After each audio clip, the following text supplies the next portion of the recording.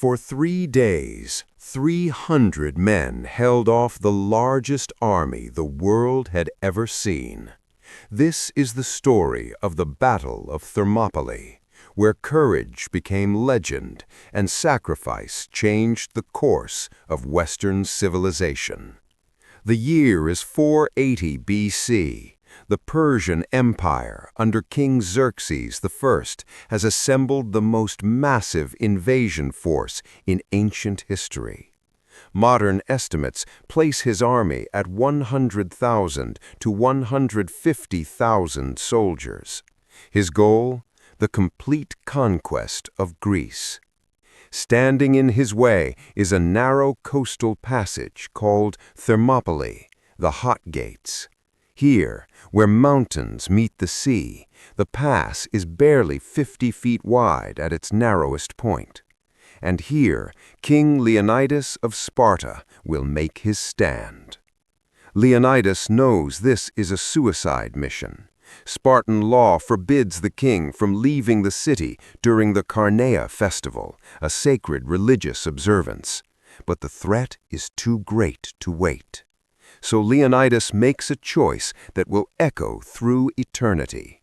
He takes only his personal bodyguard of 300 Spartans, all fathers of living sons, ensuring Sparta's bloodlines will continue.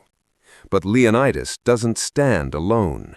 He's joined by roughly 7,000 Greek allies, Thespians, Thebans, and soldiers from various city-states. Together, they march towards certain death to buy Greece time to prepare its defenses. When Xerxes first sees the Greek position, he sends a scout to observe. The scout returns with a bizarre report.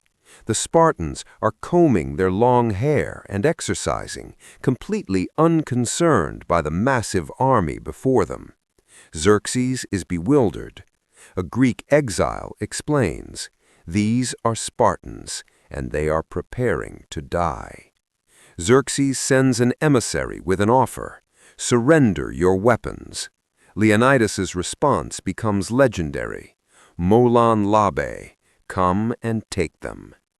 For 4 days, Xerxes waits, convinced the Greeks will flee. They don't. On the 5th day, he attacks. The Persian strategy is simple: overwhelm the Greeks with numbers. But at the Hot Gates, numbers mean nothing. The narrow pass negates the Persian advantage. Only a few dozen men can fight at once, and the Greeks excel at close quarters combat. The Spartans fight in the Phalanx formation, a wall of bronze shields and long spears, 8 deep. They are not just soldiers, they are weapons forged by a lifetime of brutal training.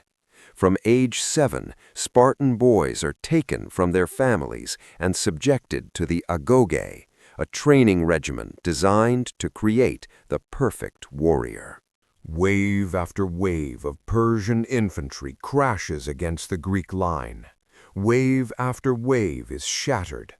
The Persians fight with wicker shields and shorter spears. Against Spartan bronze and iron discipline, they are slaughtered by the hundreds. Xerxes tries everything. He sends his elite troops, the Immortals, his personal guard of 10,000 warriors who have never known defeat. The Spartans cut them down like wheat before the scythe. The Immortals break and retreat. The Greeks employ tactical genius. They stage false retreats, drawing the Persians into the narrows, then wheel around and massacre them. The Persians cannot coordinate in the tight space. They stumble over their own dead. The sea runs red with blood. For 2 full days this continues. Xerxes is reportedly so frustrated he leaps from his throne 3 times, watching his army destroyed by a force less than 1/100th its size. Then comes the betrayal. A local Greek named Ephialtes approaches Xerxes with information. There's another path, a mountain trail called the Anopeia Path that winds around the Hot Gates. It's treacherous and little known, but it will allow the Persians to attack the Greeks from behind. Leonidas had posted 1,000 Phocian soldiers to guard this path, but when the Immortals appear in the night, the Phocians retreat to higher ground, assuming they are the target. They are not. The Immortals march past them, heading for the Greek rear. At dawn, scouts bring Leonidas the news. They are surrounded. The end has come. Most of the Greek allies are dismissed. Leonidas orders them to retreat and live to fight another day. About 2,000 stay, the 300 Spartans, 700 Thespians who refuse to abandon their allies, and 400 Thebans. They know what's coming. They've always known. Now they will write the final chapter with blood and bronze. Leonidas leads his men out of the narrows. No more defensive fighting, no more tactics. This is about making the Persians pay for every inch of ground with Persian blood. This is about buying Greece one more hour, one more day. The Spartans fight with a fury that transcends human understanding. They drive deep into Persian lines, reportedly pushing toward Xerxes himself. They are trying to kill the god king, to cut the head from the snake. The Persians panic. Xerxes orders his men to take no prisoners, to kill everyone. Thousands of Persians surround the Greeks. They fight with spears until the spears break. They fight with swords until the swords shatter. They fight with their bare hands and teeth. Leonidas falls, struck down in the melee. The Spartans fight over his body, determined that the Persians will not desecrate their king. 4 times the Greeks drive the Persians back. 4 times they recover the body. The survivors retreat to a small hill, the last defensive position. They are surrounded on all sides. The Persians have learned their lesson. They do not charge. Instead, they stand back and unleash a storm of arrows so dense it darkens the sun. A Spartan warrior named Dionysius had been told before the battle that the Persian arrows would be so numerous they would block out the sun. His response, "Good, then we shall fight in the shade." Now, on that hill, they do. The last Spartans die on their feet, their shields locked together, arrows protruding from their bodies like the quills of a porcupine. They die unbroken. When it's over, Xerxes finds Leonidas's body. In a rage, he orders the king beheaded and crucified, a profound dishonor in ancient times. Even his own men are disgusted by this act against a worthy enemy. But the sacrifice is not in vain. The 3-day stand at Thermopylae buys Greece precious time.